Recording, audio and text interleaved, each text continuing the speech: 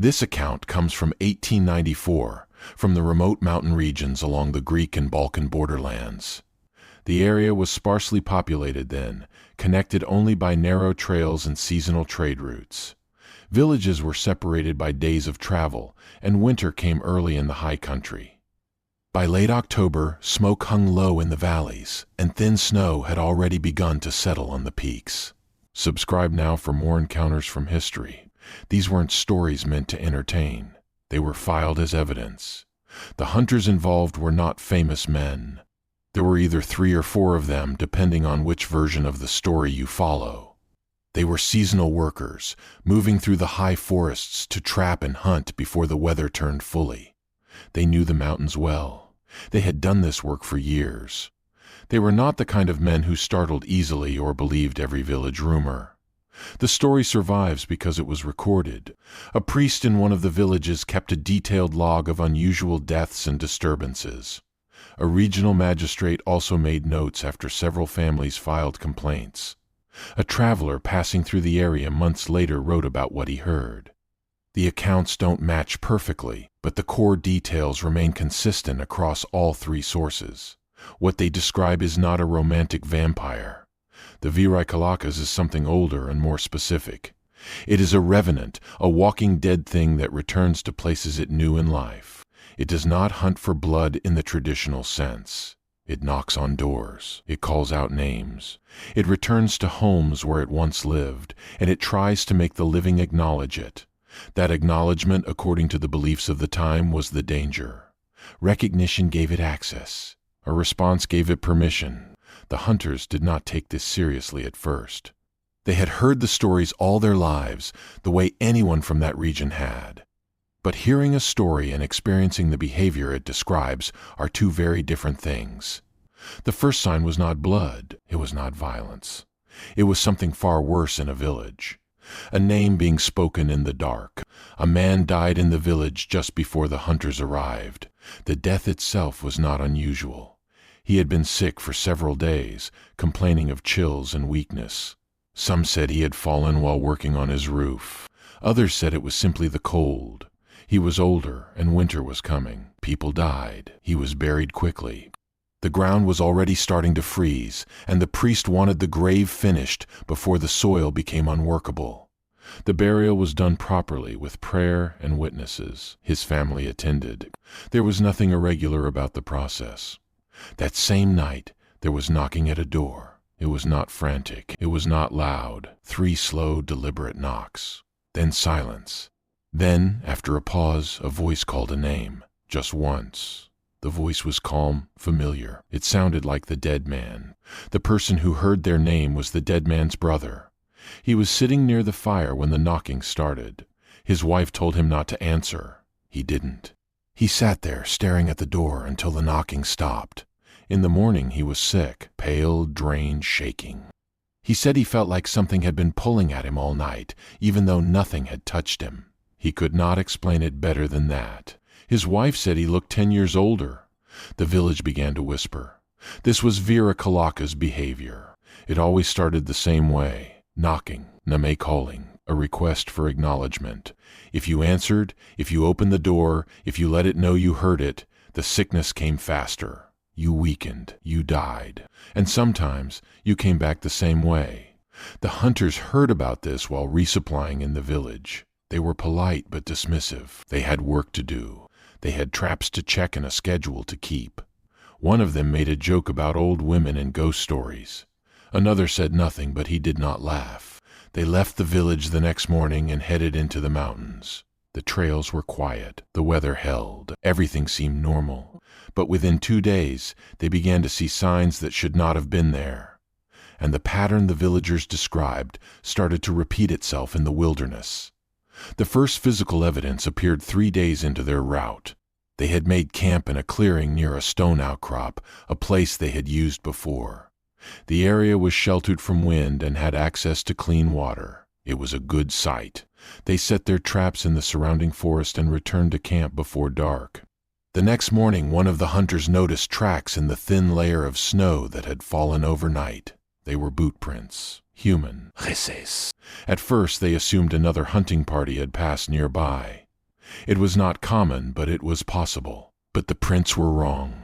They were too deep, as if the person had been carrying an enormous amount of weight. The stride was uneven. In some places the prints were clear and normal. In others they were smeared, as though the person had been dragging one leg. And in a few spots there was a second groove running alongside the footprints, like something heavy had been pulled through the snow. The tracks circled their camp, not closely but deliberately. They came from the direction of the village, looped around the clearing, and then returned the same way. Whoever or whatever had made them had walked through the area in the middle of the night and left without making a sound. The hunters followed the trail for a short distance. It led downhill back toward the valley. Then it stopped, not at a stream or rock face. It simply ended in the middle of the forest, as if the person had ceased to exist mid-step. They returned to camp and discussed it quietly.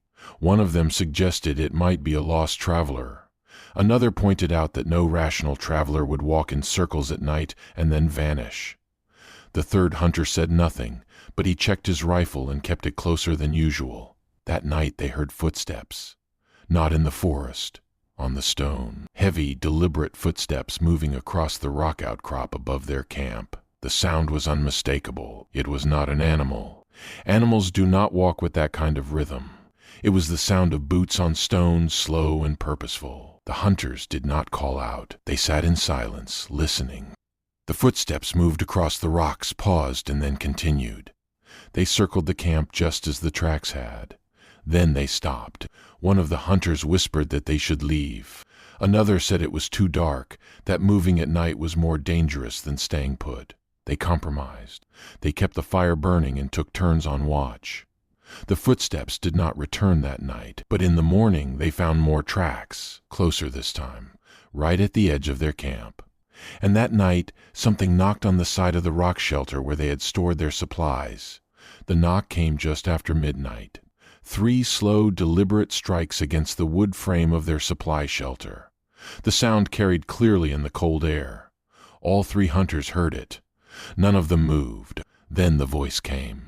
It called one of the hunters by name, not shouted, not whispered, just spoken calmly and clearly, as if the speaker were standing a few feet away. The voice was familiar. It belonged to the man who had died in the village. The hunter whose name had been called sat frozen. His face went pale. He stared at the direction of the sound but said nothing. The other 2 hunters looked at him, then at each other. One of them started to stand, but the named hunter grabbed his arm and shook his head. They did not answer. The knocking came again, 3 more strikes. Then the voice repeated the name, same tone, same cadence, patient. There was no anger in it, no urgency. It simply called as if expecting a response. The dogs they had brought with them began to whine and pull at their leads. One of them was growling, low and continuous, facing the direction of the voice. The other was trying to crawl under the hunter's bedding. These were working dogs, used to wolves and bears. They did not behave this way without reason. One of the hunters, against his better judgment, moved toward the edge of the firelight and looked out into the darkness. He saw it, a human figure standing upright just beyond the reach of the fire's glow. It was wearing dark clothing, possibly a coat or burial shroud. The posture was stiff, unnatural. The figure's head was tilted slightly downward, as if looking at the ground, but the face was angled toward the camp. The face was pale, heavy-looking, as though the skin were waterlogged or swollen. The eyes were open but unfocused, dark and sunken. The mouth was barely moving, but the voice continued to come from it, calling the same name. The hunter stepped back into the firelight. He did not speak. He did not need to. The others had seen his expression. The voice called once more. Then it stopped. The figure remained where it was for several minutes. It did not approach. It did not retreat. It simply stood there, patient and still. Then, slowly, it turned and walked back into the trees. The footsteps were audible for a long time, fading gradually into the distance. None of the hunters slept that night. In the morning, they found new tracks leading away from the camp. The same dragging, uneven stride. The same impossible depth in the snow. They packed quickly and returned to the village. They needed answers. They needed to know if what they had seen was real, And if it was, they needed to know what the rules were.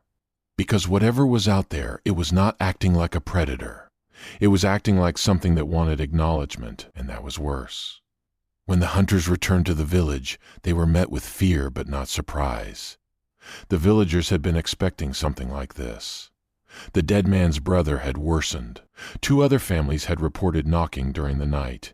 One child had answered a voice calling from outside and had been sick ever since. The priest gathered the hunters and several village elders in the church. He did not treat this as folklore. He treated it as procedure. He had a list written in his log of rules that had been followed in the past when this kind of thing happened. The rules were old, passed down through generations, and they were specific. Never answer knocking at night, even if you recognize the voice. Even if it sounds urgent, do not respond. Never speak to something calling your name after dark unless you can see the person in full light. If you cannot see them clearly, do not acknowledge them. Remove all possessions of the deceased from the home immediately. Do not keep clothing, tools, or personal items. Burn them if necessary. Keep lamps or candles burning near doors and windows during the night. The light does not stop it, but it makes it harder for the thing to approach unnoticed. Do not travel alone after dusk. If you must travel, go in groups and do not stop if you hear your name. The priest emphasized that these were not suggestions. They were rules that had kept people alive. The hunters listened. One of them asked what happens if someone breaks the rules. The priest did not answer directly. He simply said that the dead man's brother had answered the knocking in his mind. He had not opened the door, but he had acknowledged it. He had thought about responding. That was enough. The village began to change. Families locked their doors early. Children were kept inside after sunset. No one walked alone. The atmosphere was tense, watchful. It was not panic, but it was close. One family, the family of the dead man, insisted that something had to be done. They wanted the body examined. They believed that if the body was disturbed, if it was found to be in an unnatural state, it could be dealt with properly. The priest was reluctant. Opening a grave was a serious decision. But the knocking had spread to 5 houses now, and people were getting desperate. The hunters were asked to be present. They did not want to be involved, but the pressure was unavoidable. The village needed witnesses. They needed people who had seen the thing and could confirm what they found. So they went to the grave, and what they found made it impossible to leave. The grave was located in the village cemetery, a small plot surrounded by a low stone wall. The dead man had been buried 6 days earlier. The soil over the grave should have been firm, settled from the rain and cold. Instead, it looked disturbed. There were no clear signs of digging, no tool marks, no piles of displaced earth, but the surface had sunk unevenly, as though something beneath had shifted position. There were thin cracks running through the soil, radiating outward from the center of the grave. The priest said a prayer before they began. Several villagers stood at a distance watching. The hunters and 2 other men began to dig. The soil came up easily, too easily. It was loose, almost soft, despite the cold. When they reached the burial shroud, they stopped. The priest leaned in and examined it without touching. He looked at the hunters and nodded. They continued. The body was revealed slowly, carefully. It had been wrapped in linen and placed in a simple wooden frame. The frame was intact. The linen was intact. But the body itself looked wrong. It was too well preserved. The face had not collapsed. The skin was pale but not decomposed. The mouth was slightly open, more than it had been at the burial. The hands, which had been folded across the chest, were now resting at the sides. No one could explain how that had happened. One of the villagers said the body looked swollen. Another said it looked like it had been moved recently. The priest said nothing. He made notes in his log and stepped back. The hunters did not want to look closely, but they did. They needed to see. One of them later said the body's eyes were not fully closed. Another said the expression on the face was not peaceful. It looked aware. The villagers began to argue. Some wanted the body burned immediately. Others wanted it reburied with additional prayers and precautions. A few insisted that nothing should be done, that disturbing it further would make things worse. The priest tried to mediate, but the fear was too strong. That night, the knocking spread. It was no longer isolated to one or two homes. It moved through the village like a pattern, starting at the dead man's house and progressing down the street. 3 knocks at one door, silence. Then 3 knocks at the next. The voice called different names. It moved methodically, as though checking each house in turn. No one answered, but the presence was undeniable. People sat in their homes listening, waiting for it to pass. Some families huddled together in a single room. Others prayed. One man barricaded his door with furniture and refused to let anyone leave until morning. The hunters stayed in the church that night. They did not sleep. They could hear the knocking from where they were, faint but rhythmic, moving through the village like a slow drumbeat. In the morning, the dead man's brother was found in his bed. He had not been injured. There were no marks on him, but he was dead. His face was pale, his eyes open, and his expression was one of exhaustion, as though he had been drained of something essential. The hunters made their decision. They would leave. They would not stay another night. The priest did not argue. He gave them his notes and told them to share the story if anyone asked. He said it was important that people knew this was real, that it followed a pattern, and that the rules existed for a reason. The hunters packed their supplies and left before noon. They believed that distance would protect them. They believed that once they were far enough from the village, the thing would not follow. They were wrong. The hunters departed just after dawn, moving quickly up the mountain trail that led away from the village. They did not speak much. They were focused on putting distance between themselves and whatever was happening below. The weather was cold but clear. The trail was visible. Everything seemed manageable. By midday, they had climbed high enough that the village was no longer in sight. They stopped briefly to rest and check their supplies. One of them mentioned that he felt better now that they were away from the grave and the houses. Another agreed. The third said nothing. He was listening. They continued. The trail narrowed as they moved higher, winding between rock faces and sparse trees. The snow was thicker here, muffling sound. They should have been alone. But halfway up a steep section of the trail, they heard footsteps behind them. Slow, deliberate.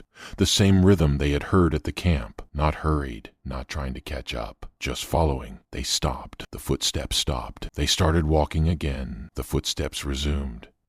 One of the hunters turned around and looked back down the trail. He saw nothing. The path was empty. But the sound continued, clear and unmistakable, as though someone were walking just out of sight. They quickened their pace. The footsteps matched them. They stopped again, this time for a full minute, listening. The silence was brief. Then the footsteps started again, closer now. One of the hunters whispered that they should run. Another said running would do nothing. If it had followed them this far, it would follow them anywhere.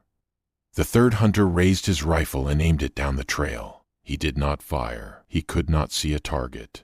Then the fog rolled in. It came suddenly, rising from the valley below and spilling over the trail. Within minutes, visibility dropped to less than 20 feet. The hunters grouped together and continued moving uphill. The footsteps followed, now accompanied by the occasional sound of something dragging through snow. They saw it briefly, just a shape in the fog. A figure moving steadily up the trail behind them. It was the same stiff, upright posture they had seen before. The same dark clothing. It did not rush. It simply walked, patient and relentless. Then it called one of their names. The voice was clear, cutting through the fog and wind. It was the dead man's voice again, calm and familiar. The hunter whose name had been called stopped walking. His face went blank. He swayed slightly, as though he were about to faint. The other two grabbed him and pulled him forward. He resisted weakly, muttering something about needing to answer, needing to go back. His skin was cold to the touch. His breathing was shallow. They had to drag him. They reached a ridge where the trail widened and the fog began to thin. They thought they had gained some distance. They set the weakened hunter down and tried to assess his condition. He was disoriented, weak, nauseous. He kept saying he heard the voice in his head, that it would not stop calling him. Then they heard it again, not from down the trail this time. It was knocking, not on a door, not on stone. It was knocking on the wooden frame of the sled they had been using to carry supplies. 3 slow, deliberate knocks. They turned and saw the figure standing less than 10 feet away. It was clearer now outside the fog. The face was the dead man's face, pale and heavy and wrong. The eyes were fixed on the weakened hunter.